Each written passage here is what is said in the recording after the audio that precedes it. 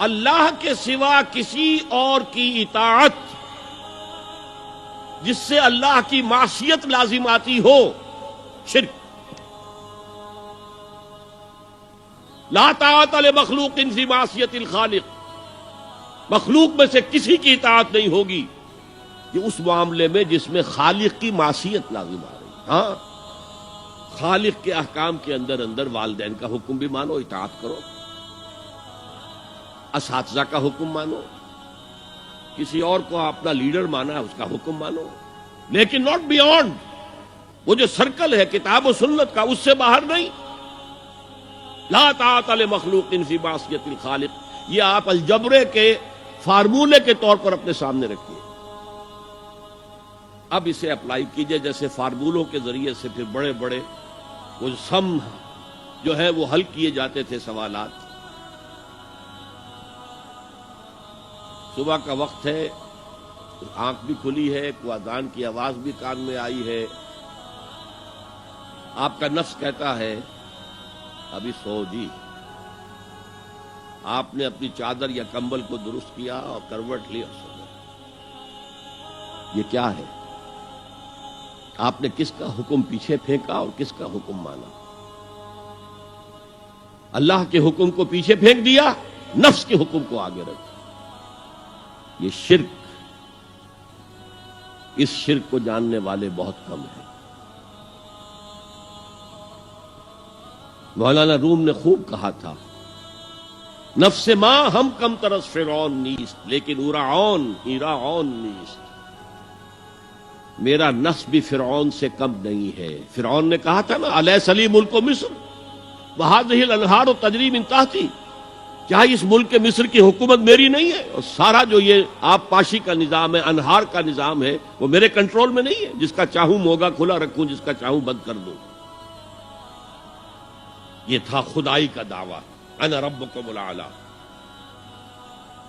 تو مولانا روم کہتے ہیں میرا نفس بھی اس سے کمتر نہیں ہے۔ وہ کہتا یہ جسم میرا ہے، اس پر میرا حکم چلے گا، میں نہیں جانتا کون اللہ کون رسول، کیا حرام کیا حلال۔ تو فرعون سے کم تو نہیں ہے میرا نفس، لیکن اورعون اس کی بہت مدد تھی، فوج تھی، لاؤ لشکر تھا، تو اس نے زبان سے بھی کہہ دیا کھل کر انا ربکم الاعلی۔ میں مسکین ہوں، غریب ہوں، میرے پاس کوئی طاقت نہیں ہے، میں زبان سے تو کچھ نہیں کہہ سکتا، اندر سے میرا نفس یہی کہتا۔ یہ نفس کی حکومت قرآن کہتا ہے، میں حیران ہوتا ہوں، دو جگہ یہ مضمون آیا ہے، ارأیت من اتخذ الہہ ہواہ افانت تکون علیہ وکیلا۔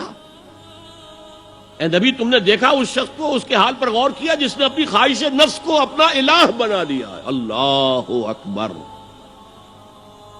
الہ، لا الہ الا اللہ، کلمہ توحید کا مرکزی لفظ یہاں آ رہا ہے، من اتخذ الہہ ہواہ، جس نے اپنی خواہش نفس کو اپنا معبود بنا لیا، الہ بنا لیا۔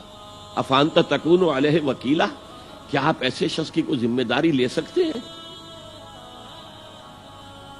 سود حرام ہوا کرے جی، حرام ورام، ہمارا دھندا جو ہے وہ آگے بڑھ نہیں سکتا، تو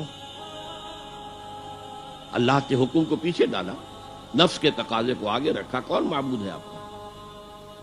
نام عبداللہ رکھیے، نام عبد الرحمن رکھیے، ہے عبد النفس، نفس کے بندے، نفس کے غلام۔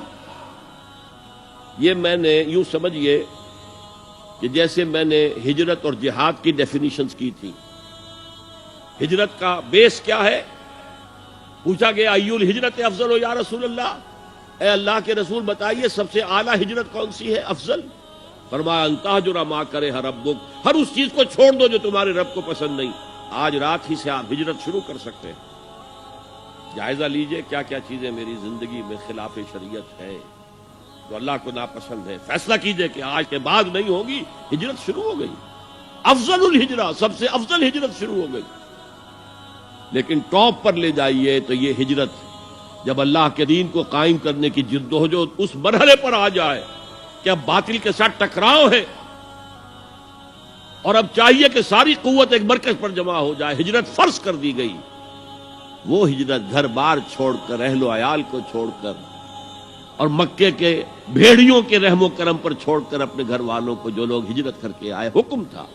ہجرت مدینہ فرض تھی، ہجرت حبشہ فرض نہیں تھی، صرف اجازت تھی کہ جن سے سختیاں نہیں جھیلی جا رہی مزید وہ چلے جائیں۔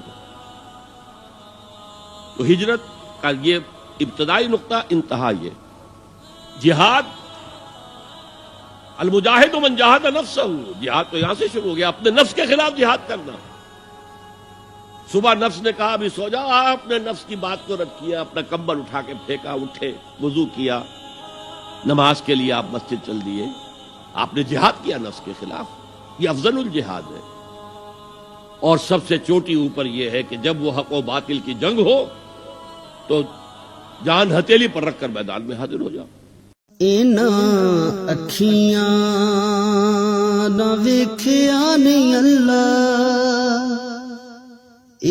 اکھیاں نہ ویکھیا نہیں اللہ، اساں تے سونا یار ویکھیا، اکھیاں نہ ویکھیا نہیں اللہ، اساں تے سونا یار ویکھیا، اکھیاں